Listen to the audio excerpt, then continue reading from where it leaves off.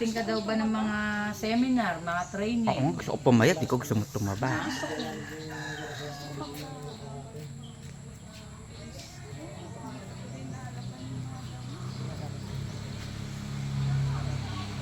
Pwede ka pa nga maglaba ngayon eh. Pwede pa nga tayo maglaba eh.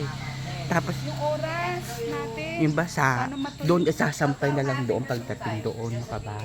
Hindi ka na maglalaba, magsasampay ka na lang doon. Magkanda tulog-tulog. Doon na lang.